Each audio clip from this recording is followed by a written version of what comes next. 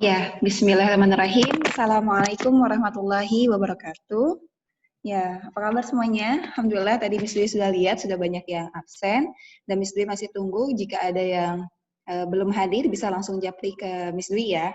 Oke, Alhamdulillah hari ini kita akan masuk ke pembelajaran 4 dan 6 di subtema 2 di tema 1 tentang selamatkan makhluk hidup. Gitu ya. Nah, insya Allah hari ini kita akan melanjutkan materi yang kemarin. Seperti yang kalian semua sudah watch my video before, ya, di video yang sebelumnya. Hari ini Miss Dwi juga akan menjelaskan tentang subtema 4 sampai subtema 6. Nah, Miss Dwi akan share screen ya.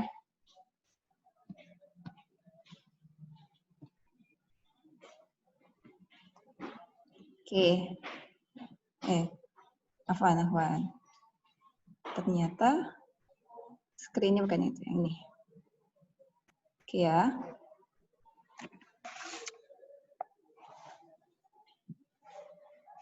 Ya, lihat ya. Oke, Miss Dwi pindahkan dulu posisinya Miss Dwi supaya jelas.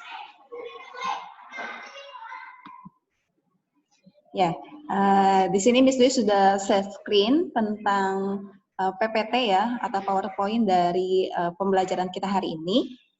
Ya, sebelumnya kita akan baca tentang tujuan pembelajarannya. Ya. Tujuan pembelajarannya yang pertama adalah menentukan sikap dalam sebuah masalah. Jadi seperti yang kita sudah pelajari di pembelajaran kemarin tentang penerapan sila keempat dan sila kelima dalam Pancasila. Nah, dalam kehidupan sehari-hari ini banyak sekali masalah-masalah yang ditemukan terkait dengan sila tersebut. Nah, kita hari ini akan menentukan sikap terhadap masalah-masalah yang terjadi yang berkaitan dengan sila keempat dan sila kelima Pancasila. Kemudian yang kedua, kita akan belajar tentang cara membuat patung ya dari bahan plastisin. Kemudian yang ketiga, ya kita akan menuliskan fakta-fakta dalam sebuah bacaan atau sebuah video atau sebuah tulisan. Ya, nanti kita akan lihat ya apa yang harus kita lakukan. Kemudian yang keempat, kita mencari contoh-contoh cara perkembangbiakan hewan berdasarkan cara perkembangbiakan yang sudah kita pelajari kemarin ya. Ada ovipar, ada vivipar, dan ada ovovivipar. Gitu ya. Kita lanjut. Oke, nah kemarin Miss Dwi belum sempat ya menjelaskan tentang apa itu ovipar, ya ciri-cirinya seperti apa. Kemarin baru sekilas ya. Nah hari ini kita akan lebih mendalami tentang apa itu ovipar. Nah seperti tips dari Miss Dwi yang kemarin bahwa kalau ovipar itu berarti kita ingat aja dia O. Ya O itu bentuknya seperti telur. Ya berarti ya dia itu hewan ya hewan-hewan yang perkembangbiakannya dengan cara bertelur. Kita baca ya. Di sini pengertian ovipar. Ovipar adalah salah satu cara perkembangbiakan hewan dengan cara bertelur yang pada umumnya memiliki ciri-ciri telurnya dierami sampai dengan menetas gitu ya. Nah, ciri-ciri dari ovipar adalah yang pertama tidak memiliki daun telinga, yang kedua tidak menyusui anaknya. Ya, atau bukan termasuk hewan mamalia. Ya, di sini ada contohnya ya. Ada telur ya, di sini ada telur, kemudian di sini ada telur, ada ular yang sedang bertelur, kemudian ada ayam, kemudian ada itik ya, ada kura-kura dan ada penguin dan ada yang lainnya. Ya, penyu juga termasuk ya. Nah, selanjutnya ada vivipar. Oh, ini gambarnya kekecilan. Miss Dwi perbaiki dulu ya. Ya, Miss Dwi tadi belum cek. Oke. Nah, di sini ada vivipar. Vivipar itu atau seperti huruf V, dia artinya melahirkan. Ya, vivipar adalah salah satu cara perkembangbiakan hewan dengan cara beranak atau melahirkan. Cara perkembangbiakan ini terjadi pada hewan mamalia atau hewan yang menyusui anaknya. Ya, ciri-cirinya ya dia memiliki daun telinga ya, dia memiliki daun telinga ya, kemudian dia menyusui anaknya ya, kemudian dia memiliki rambut ya, rambut, kemudian dan biasanya dia termasuk hewan mamalia gitu ya. Nah, selanjutnya Ya, yang selanjutnya itu adalah hewan ovovivipar. Ya, ovovivipar adalah salah satu hewan yang berkembang biak dengan cara bertelur dan beranak, gitu ya.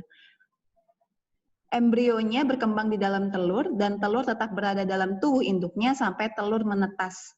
Setelah telur menetas, individu baru keluar dari induknya. Nah, kemarin teman-teman sudah nonton video shark ya atau hiu. Ya, sudah nonton video hiu dan Miss Dwi yakin banyak yang takjub dengan cara perkembangbiakan hiu yang cukup berbeda dengan hewan-hewan lain yang biasa kita temui. Jadi dia telurnya itu tetap berada dalam perut sampai dia menetas, kemudian dia keluar dari tubuh induknya atau seperti melahirkan. Jadi bertelur kemudian melahirkan. Ciri-cirinya ya tadi ya telurnya itu berada dalam telur, kemudian setelah menetas baru keluar dari induknya, ya. Jadi cadangan makanan yang diperoleh dari embrio itu berasal dari telur tersebut, jadi bukan dari tubuh induknya. Itu contohnya ya. Di sini ada contohnya, ada kadal, ya, dan lain sebagainya. Nah, Miss Dwi di sini mau kasih lihat fakta-fakta tentang kelelawar atau bat ya. Ada namanya Batman ya. Salah satu superhero namanya Batman karena dia bisa terbang dan seperti Batman, seperti kelelawar. Nah, kita akan lihat fakta-fakta tentang kelelawar. Kita lihatnya di YouTube ya. Nanti kalau kalian mau nonton, bisa nonton sendiri. Nah, kita tonton sedikit, nanti sisanya kalian yang nonton. Oh iya.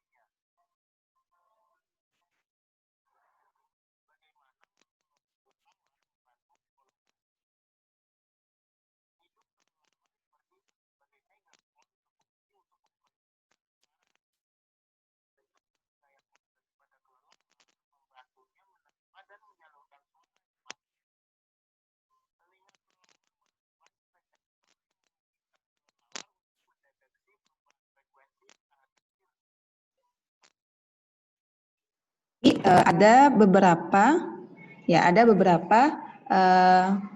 keunikan fakta-fakta menarik tentang kelelawar. Nah, tapi Miss Dwi nggak bisa puterin di sini. Nanti Miss Dwi kasih share linknya, nanti kalian tonton sendiri ya tentang kelelawar. Nah, ada di halaman, kalian buka buku kalian, ada di halaman 106, ya, your book ya. At your book ya, di buku ini tema 1 ada di halaman 106, kalian bisa baca di situ ya bahwa fakta tentang kelelawar. Yang pertama, kelelawar itu merupakan hewan mamalia atau hewan menyusui. Kemudian yang kedua, tubuhnya kelelawar itu sangat bersih. Kemudian yang ketiga, pada umumnya kelelawar memiliki 1 anak dalam 1 tahun. Ya, yang keempat, hidupnya sampai 20 until 30 years old. Kemudian berperan besar dalam penyebaran dan penyerbukan tanaman. Kemudian yang keenam, kotoran kelelawar yang menempel pada gua justru bisa melestarikan ekosistem. Ya. Kemudian yang ketujuh, kelelawar itu tidur pada siang hari dan mencari makan pada malam hari. Berbeda siklus kehidupannya dengan hewan-hewan yang lain. Gitu ya. Nah, nanti kalian juga bisa baca di halaman 106. Kita lanjut ya. Nah, kemudian slide berikutnya. Nah, kita kemarin sudah bahas nih tentang penerapan sila keempat dan sila kelima dalam Pancasila. Nah, kalian juga sudah menuliskan contoh-contoh penerapan dalam kehidupan sehari-hari. Nah, hari ini kita akan bahas tentang nilai-nilai dalam sila kelima Pancasila. Yang pertama, ya sila yang kelima itu adalah keadilan sosial bagi seluruh rakyat Indonesia. Tentunya nilai-nilai itu tidak terlepas dari bunyi sila kelima. Ya, yang pertama adalah memajukan perbuatan yang luhur atau berbudi pekerti. Kemudian yang kedua, bersikap adil kepada setiap manusia. Adil itu artinya pada tempatnya, gitu ya. Jika seseorang itu memang berhak mendapatkan haknya, maka dia harus diberikan. Apabila dia harus dibebankan sebuah kewajiban, maka berikan kewajiban. Dan seterusnya. Kemudian yang ketiga, menjunjung tinggi nilai kebenaran dan keadilan, ya. Tidak peduli apapun, ya kebenaran harus tetap dijunjung. Kemudian yang keempat, berani bertanggung jawab atas semua perbuatan yang telah dilakukan, ya. Jadi berani menerima hukuman, ya, bertanggung jawab, tahu terhadap resiko dan lain sebagainya. Kemudian yang kelima adalah membiasakan hidup sederhana, hemat, guna menciptakan keseimbangan dalam kehidupan. Nah, ini ada tugas. Sebenarnya tugasnya nggak berat ya. Tugasnya itu bacalah buku tema 1 halaman 92. Jadi kita buka lagi buku tema kita halaman 92 Nancy Su. Ya, ada yang nonton kita? Ya, halaman 92 ya tentang ada cerita di sini ya. Edo membawa oleh-oleh ikan bandeng asap dari Sidoarjo. Ia membawa 1 ikan ke sekolah untuk dibagikan kepada temannya saat makan siang. Potongan ikannya hanya cukup untuk 6 orang. Saat makan siang tiba, selain sahabatnya ada 3 orang lainnya yang ikut bergabung. Ya, semuanya ada sekitar 9 orang mengelilingi meja kantin. Edo bingung. Nah, di situ ada 3 soal. Yang pertama, apa yang harus Edo lakukan? Yang kedua, apa yang harus dilakukan ketiga teman Edo? Kemudian, apa yang sebaiknya dilakukan Edo, Beni, Dayu, Udin, dan Siti, dan Lani, ya, agar mendapatkan potongan yang sama. Nah, nanti kalian isi, kemudian kalian capture dan send to me. Oke ya, yang sesuai dengan sila ke-5, ingat. Selanjutnya. Nah, ini ada gambar lucu-lucu ya. Apakah ini? Ini adalah gambar plastisin. Ya, di sini ada carrot, kemudian ada terong, kemudian ada flower, kemudian ada penguin. Sorry. Ada, bukan penguin, ada bird, kemudian ada butterfly, kemudian ada turtle, ya, ada gambar-gambar yang lainnya. Kemudian ada dinosaurus sebenarnya. Dinosaurusnya belum dimasukkan sampai situ ya. Coba kita tambahkan, dinosaurus. Insert picture. Nanti kalian ada tugas berikutnya, tapi tidak dikerjakan hari ini. Dikerjakannya nanti. Oh, dinosaurusnya belum dimasukkan ya. Nggak apa-apa deh. Nah, jadi kalian perhatikan ini. Jadi ini tuh gambarnya dari plastisin ya, atau lilin-lilinan ya. Nah, kalau misalnya yang kura-kura, misalnya ini berarti dari 2 warna. Ada yang dari biru, kemudian ada dari hijau toska. Oh, ada warna hitamnya juga. Kemudian kalau misalnya burung, di sini ada yang warna putih. Ya, ada warna putih, kemudian ada warna pink, ada warna coklat, ada warna black gitu ya. Nah, kalian ada tugas berikutnya. Tugas yang kedua adalah belilah atau siapkanlah kalau kalian punya. Ya, yang pertama yang kalian harus siapkan adalah plastisin. Yang kedua adalah lidi atau tusuk gigi. Kemudian yang ketiga pola atau gambar contoh yang akan kamu buat. Nah, PR-nya kalian adalah yang ketiga itu, ya, kalian cari gambar atau pola atau contoh dari plastisin yang kira-kira kalian suka. Misalnya ada gambar dinosaurus. Nah, caranya gimana? Ya, caranya gimana? Kita bisa cari di Google. Ya, contohnya ya. Ya, contohnya kita cari di Google ada patung plastisin. Nah, cari jadi di Google patung plastisin, kalian lihat tuh. Lucu kan? Ada apa namanya? Ada siput ya. Ada siput, ada penguin, ada pig ya. Banyak ya. Kalian bisa cari contohnya ya. Kemudian kalian screenshot yang kalian mau buat, kemudian kalian send to me. Oke? Itu ya. Jadi tugasnya hari ini cuman 2 aja gitu ya, cuman 2. Enggak banyak. Ya, terus gak dibuat sekarang, ya, dibuatnya nanti. Biswi akan kasih infonya. Oke, itu insya Allah for me. Ya, satu tugasnya yang tentang halaman 92 di capture, dikirim ke Miss Dwi. Yang tugas yang kedua, kalian cari gambar yang kalian pengenin, kemudian kalian juga kirim ke Miss Dwi. Jadi ada 2 tugas yang harus kalian kirim. Gitu ya. Insya Allah itu for me. Mudah-mudahan Allah memudahkan kita semua. Tetap semangat, ya. Thank you for your attention. Ya, Miss Dwi stop dulu share screen-nya. Sampai ketemu lagi di video-video yang akan datang. Mudah-mudahan Allah memudahkan kita. Dan mari seperti password kita hari ini, bahwa kita bersyukur Allah kasih kita kesempatan untuk belajar. Karena betapa banyak orang di luar sana yang tidak punya kesempatan untuk belajar. Entah karena nggak punya uang, entah karena nggak punya keinginan, entah karena nggak punya orang tua, atau entah karena memang di tempatnya itu nggak ada sekolah. Ya, karena misalnya sekolahnya rubuh dan lain sebagainya. Kalau kita bersyukur, kita ada di sekolah, ya bahkan pada punya handphone sekarang ya, difasilitasi handphone, sehingga harus digunakan dengan sebaik-baiknya. Insya Allah itu buat dari Miss Dwi. Kita ketemu lagi nanti, insya Allah. Dari Miss Dwi dicukupkan. Wassalamualaikum warahmatullahi wabarakatuh.